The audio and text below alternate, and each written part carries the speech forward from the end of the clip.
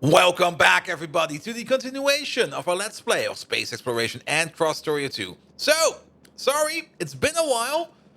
Work got in the way, and I didn't really have a lot of time to record. I especially can't really record while I'm in non-stop meetings, but I was in so many meetings that I did spend some time on the base itself, and we did finish some stuff up.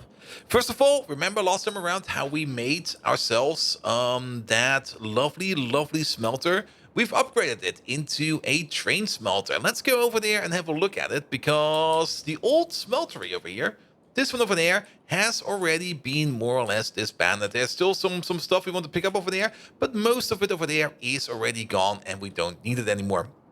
We're still researching the space elevator, and currently I'm mostly working on getting some radiation. Getting more of the stuff available. And you might also be thinking, wait a minute, Walt, weren't there like a whole bunch of biters over here? Isn't this like enemy territory? Well, you might already see it at the ground over here and over there every now and then. That there have been a couple of nuclear explosions. I did research the nuclear bomb, but I did not go over here and use nukes by myself. Actually, we kind of automated, where are they over here? Yeah, we started to make nuclear artillery shells, and we got about 2,400 of them. Actually, a little bit more than that, and we got a whole bunch of artillery all the way out. Let's have a full look at the map. Well, got so bored out of my mind at some of those meetings that I just started to blow up everything over here. Like this island over here has been liberated. Everything over here, this has been liberated. Everything over here has been liberated. All of this over here has been liberated. And actually, if we zoom out completely, not only that, I also did completely scan the entire map. So this is the entire surface of Novus, which we can use for ourselves. And the plan is going to be pretty straightforward.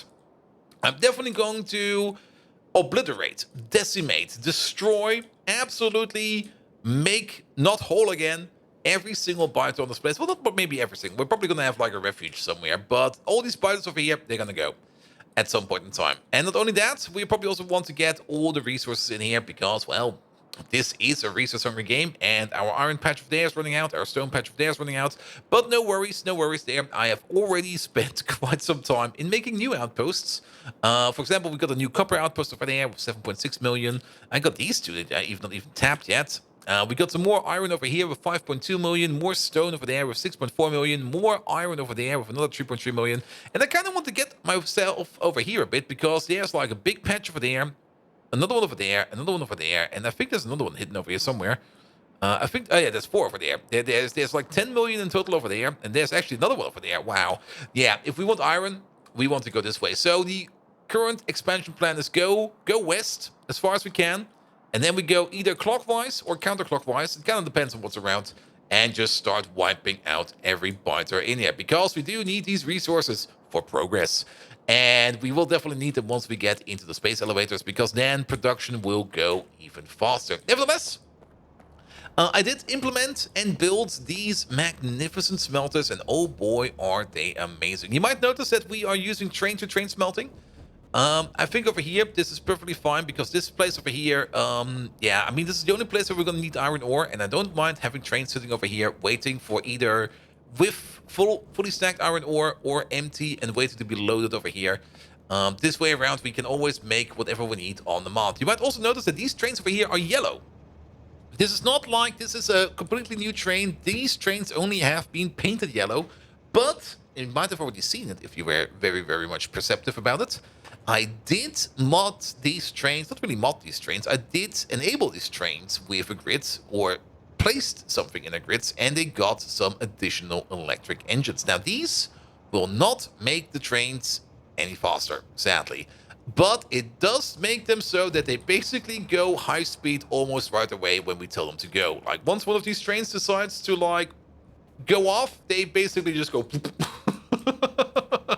they just fly off immediately.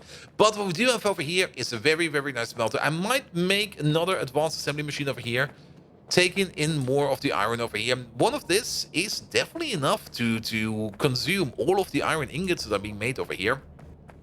But my gut feeling tells me we might just want to make some more. I'm also gonna have another gut feeling issue. Let me just check over here real quick. No, we still got iron ingots over here. We do have to, yeah. We do have to do something about this soon. I might just pick up some iron ingots from over here and put them on the train or something like that. It'll be fine. It'll be fine. But this is a very nice ratio. We got like one of these advanced chemical plants running at a crafting speed of 25.6, which is pretty darn fast. 25.6 also means we do make 75. We're just gonna calculate this as 25 for now. And not only that, we are basically also going 42% faster. So this has not an output crafting speed of 25. It has more or less an output crafting speed of 33, I think it is. Yes, 33. Which also means that we do make 100 enriched iron per second over here. Oh, did you see him go? They are very fast. So 100 enriched iron per second is coming out over here, and it is going into these advanced furnaces, which are also running at a crafting speed of 24, which does mean that these over here, they do need, well, 24 times 24, what is that?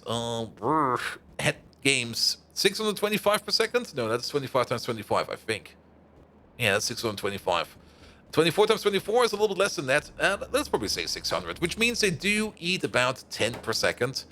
And we got 5 over here, and we got 5 over there, which means the 100 we make over here per second, we do consume them all over here, and we do consume them all over there. We do have a little bit more space at the top, and a little bit more space at the bottom, in case we do need to expand this, maybe because of random productivity bonuses or random speed bonuses that we just need to figure that out. But we do have space over here to expand, and you can already see that this place over here is building them as fast as we can. We do have to keep one thing in mind. There is a maximum crafting speed in the game. You can't craft faster than a single tick in the game. If you complete a crafting recipe in a single tick, everything that you basically overproduce on that tick, you lose. But to reach that point, you do need to have a crafting speed of something like 30 or 60. This one is sitting at 28. And you do have to have a recipe that is basically done in once per second. For example, if you have something that is done in once per second and you have a crafting speed of 60, if you're going above 60, well, you're basically losing on it because you can't go faster than the game goes. But nevertheless, you can already see this thing over here is going fine. I do kind of like how this pattern over here evolves because of how we set up the inserters over here. So we get like 4 over there, 2 over there, and then 1, 1, 1. But I think we can definitely get away with putting down another advanced assembly machine over here just to consume these ingots faster. Now, we do back out of them quite fast. I mean, this lane over here is already empty, and this one over there is also going out. But by the time that we even start to dent the backlog over here, this thing over here would already be full. Maybe if we have like non-stop production or something like that, maybe then we could think about something like that. But I'm actually really just thinking about like putting like a second assembly machine just right over there and just run with that. Same thing for the copper. Copper is 1-to-1, the same build as iron. And then we got yet another iron build and yet another copper build over here. And then, of course, we got some supplies over here. For one, we do need to bring in some stone. We do try to recycle the stone. We do get a little bit of stone off the filtration process over there, but that stone is not enough for us to use because we do need to use the stone for over here to make the pyroflux. Pyroflux is, of course, made out of sand and vulcanite blocks. And, well, that's being done over here. And the vulcanite, of course, is coming in via train as well.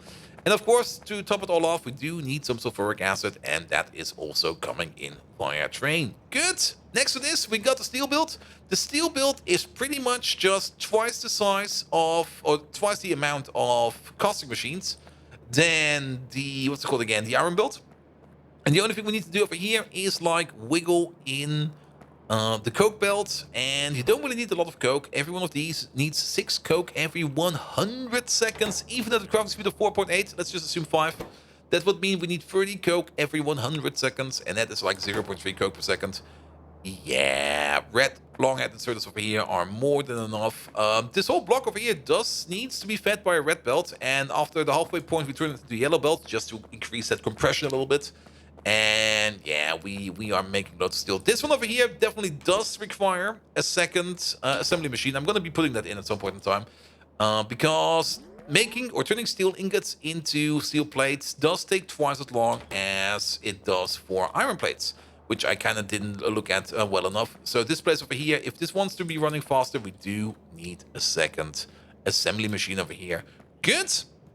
We also moved the stone smelting over here. The stone smelting, I'm kind of surprised that you can't really make stone in the advanced foundries. You can only make them or bricks in this case. You can only make them in, or at best, in the electric furnace or the thermodynamics facility. But the thermodynamics facility is, of course, a place you need to make in space.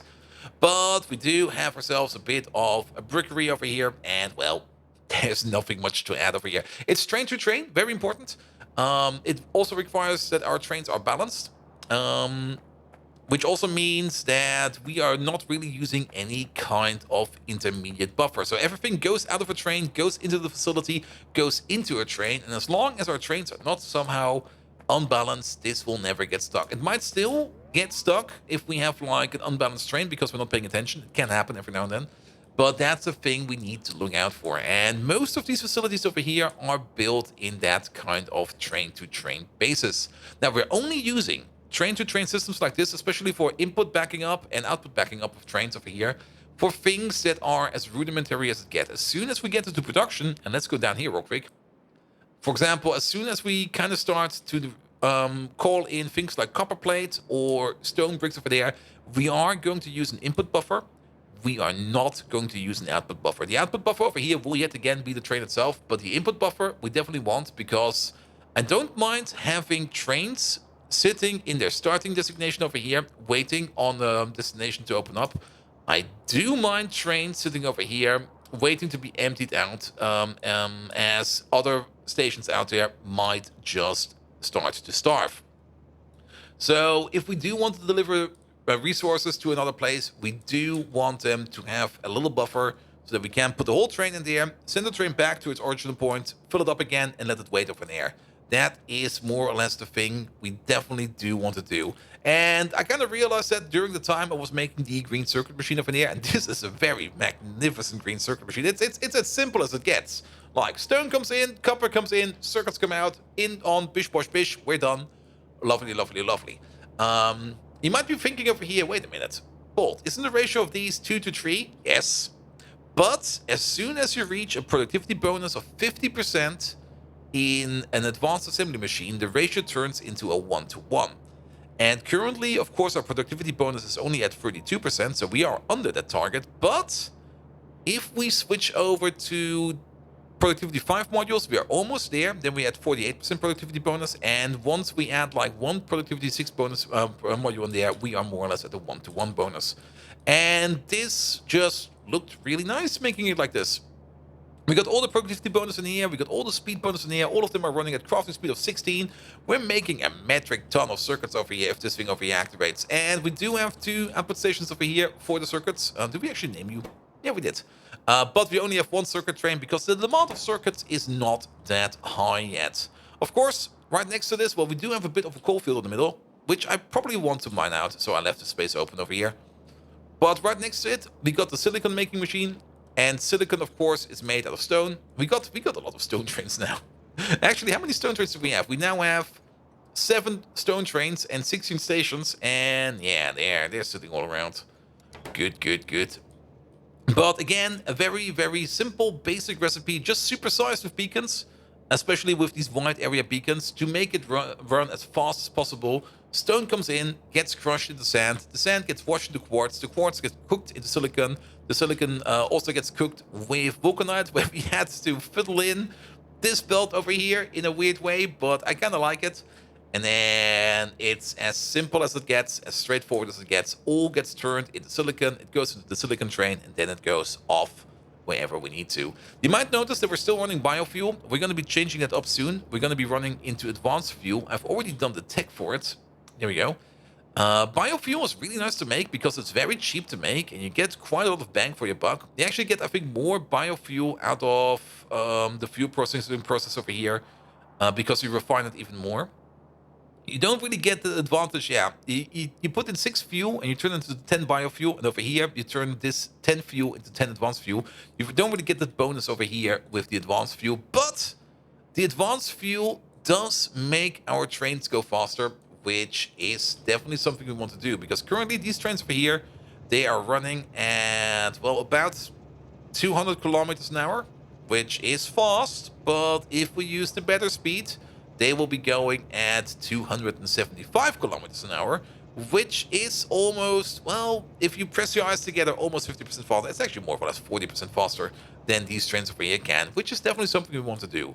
And yet again, over here, again, a very, very standard build, just supersized into stone, into glass, because why not?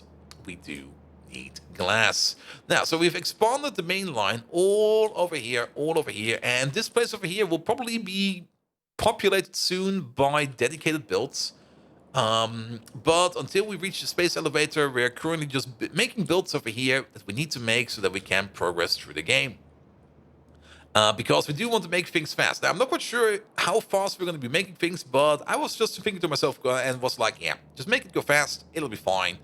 It'll be fine. Same is true over here for our lovely little electronic components facility. We do need the electronic components because the next thing we're going to be making is going to be these lovely red circuits over here. And we might just make them right now. We might just make the prototype facility over here so that we can see what's going on over here. But what I do kind of like is this madness over here. Yeah, I kind of went a little bit gun-ho on the splitters and the loaders, but this is how it is. We got 2 stacks over here of electronics machines. 1 beacon over here is enough to fit them all in, which I'm which I find really, really lovely. And, well, yes, the purple belt over here, it does not really require, I think, to be a purple belt. Every one of these machines is running at a crafting speed of 16. That does mean we need 48 plastic bar, glass, silicon, and lithium every 10 seconds. If we press our eyes together, we can assume it's 5 per second. Which means every double stack over here is 10 items per second, which is more yellow belt. But you can already see that we kind of went a bit overboard with the splitters. I think I could have done less splitters, maybe even just use inserters, but this kind of just flew together, and it was like, yeah, do it like this. Like, everything gets pushed in from the outside, and then out comes compressed, no, not really compressed, but out comes a very thick belt of electronic components. Now, we can still get faster speed modules in here, and these machines over here can get ludicrously fast, especially since we're only at tier 3 speed modules. If we go all the way up to speed 9, we might even need more belts over here, but we will see about that as we get there. Keep in mind, making the higher tier modules is expensive. Very, very, very expensive. Good. So, anything else we did to bring you back up to speed real quick? I did take out some of the old walls. To take out the old walls, I made a random deconstruction station over here, where we basically just put the storage chest over here, and we only open up the station over there if there's anything in the storage chest. For example, we could decide that we want to get rid of this, and the bots will come over there and start putting stuff in there. Perfect. And then you can already see that this train over here is coming over. This is the special deconstruction train. It's nothing that special, actually. It's just a simple 1-2 train, which is going kind of slow. And let me just fly to the mall, then I can show you exactly where it's going. But it's just like a simple train that just picks up random stuff and brings it back to base. And at base, we more or less have a small array of active provider chests where we just unload everything that's in there. And that is pretty much straight over there. Here we go. So the train will come back over here, everything goes in these chests, and then from over there it just goes into the generic stockpile that we have over there. And whatever we have over here, yeah, you're done with that, perfect. Yeah, whatever we have done over here, it doesn't really matter. We don't really need to sort it in the train or anything like that. The bots will take care of it, and it'll be fine. The train is actually over here. He will be arriving over here shortly. There we go. Just give him some space. There we go. And then... here we go. And the inserters over here will just put the stuff in there, more or less at random. Just fill them up, and it'll be fine. And then the train will come back over here, and things just go back to the general population. It's also kind of nice that it's right next to this place over here, because that's probably where it needs to go, because it does need to go into the next outpost. You might also notice that there's some black trains over here. I did make some of these outpost trains into laser trains over here, because I did have the issue every now and then that some of these trains got eaten while I was making outposts. Good. Anything else? No, I don't think so. Like most of the time, I just spent playing around with the artillery and blowing stuff up. And nuclear artillery, I mean, nuclear artillery is a lot of fun. I mean, we got all this range. Look how far the range goes. We can shoot all the way over here and just tell these guys a bit of hello. Actually, let's go a bit ham on this. There we go. You get one, you get one, you get one, you get one, you get one. There we go. Yeah, nuclear artillery helps quite a lot with this. Or we just can go around and just make these biters have a terrible day. Here we go. We'll not destroy all the nests, but the explosion will be big enough to at least give us a bit of a boom. I will probably lag out the game if I do this, but there we go. Kaboom. Good thing about artillery cleaning like this, we do blow up the creep over here, which also means we don't have to pick up as much creep. The bad thing is there's rocks everywhere. Like, I just fly around and rocks just start appearing in my inventory, which is also kind of annoying. Good. Okay. Deactivate our pocket bots. Let's place you down. Let's make some red circuits then. So what do we need for red circuits? I definitely do want to make the green circuits I need for the red circuits, and we're gonna be making them on site, because the machine that we're gonna be building is probably gonna be living over here, and I find it a bit of a waste of making a green circuit train over here just for it to drive down here to where the red circuits are. So we are definitely, absolutely making the green circuits on site, which does mean we need one thing. Yeah, let's place some placeholders down. Well, we need the production line of green circuits, and actually, if you think about it, let's just use one of these. Where are they? There we go. One of these. There we go. We already got the production of green circuits. Yeah, take this whole thing. Boop. And place it down over there. Good. This is making green circuits. How many green circuits do we need for a red circuit? We need to make 1 per second over here if this machine is running at a normal speed. At a crafting speed of, what do we have? 16. We're going to make 16 per second. This thing over here is making green circuits at the rate of 2 per second. So we already have a natural ratio of 2 to 1. However, productivity bonus will benefit us over here. The productivity bonus, we might just end up ignoring the productivity bonus.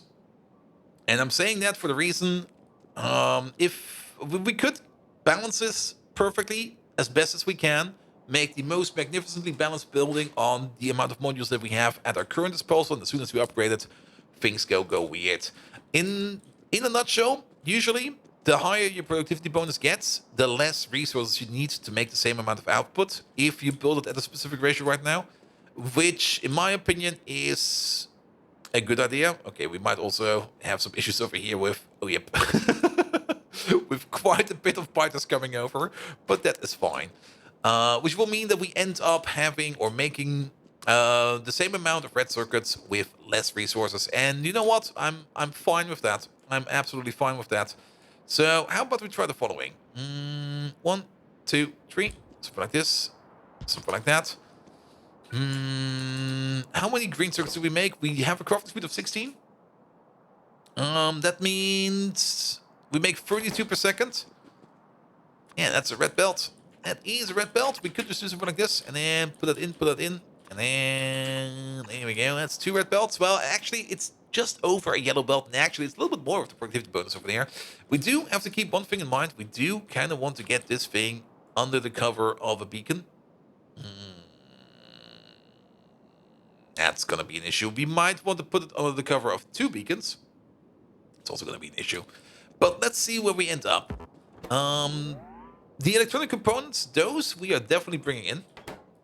Are we bringing this in? I mean, if we're going to be making it over here, and this place over here already has the issue that this one was backing up, we could just do things. We could either make additional electronic components using the same stations over here. We just like put down another belt and we just send it over and make more components over there. Or we use the same belts over here, but we don't have any extra belts over here. And I don't really want this thing, well, this thing can't really get unbalanced. So I'm kind of maybe thinking of making the things that we need over here on site while using the same stations for resources. I mean, the trains will be fast enough. We will be filling them up fast enough, absolutely. Which does mean, if we take a look at the red circuit build over here, we do need 0.5 red circuits per second per machine. We got 2 of them, so we need 1 per second. We need 16 per second in total. This thing over here is making at a crafting speed of 16. 16 per second, and I've completely lost track how many we need. What was the number again? We need 0.5 over here. 0.5 is fine. We got 2 of them, so we need 1 per second. Crafting speed of 16. You over there make them at a rate of 1 per second. That's the crafting speed of 16. So basically, what you're telling me is we need something like this. Okay, we can work with that, and then we of course need the same thing over there. That's going to be an issue, because if we copy this over there, then... Oh, actually, that just fits. Perfect. Are things still alive over here? Yeah, looks fine. Good, good, good, good, good, good, good. Not only that, we also need extra copper cable. How much extra copper cable do we need? 1 per second. So we do make copper cable at a ludicrous speed. And we got 2 of them, so we need 2 per second. And copper cable we make at the rate of 4 per second. So 1 copper cable machine is enough to feed up 4 of these. We could just stagger this whole thing a bit. Here, let's think of remove you, remove you. Let's keep a distance of 3 for now. Maybe we increase that distance. We definitely put you somewhere over there. We might just here move you out a bit. There we go. I'm just moving it out so that things just look a bit nicer. This also goes the other way. Sorry about that. Good. And then, because then we can 1, 2, 3 place you over there. And if we then think in terms of beacons, that will not fit. I think still alive. I hear the alert. The alert is silenced. Well, not really silenced, but yes. Okay, we're still fine over here. Ooh, what the hell? That'll be fine. That'll be fine. Good, good, good. But yeah, the green circuits over here can go into the red circuits over there. And then we make these over here. And then we need 1 place that makes copper cable. We can place over there. And the copper cable over here goes into there, there. And then whatever we mirror over here on the other side, as well as you on the other side. That is more or less the thing we kind of plan out. More or less. It's kind of off by 1 because... What the hell?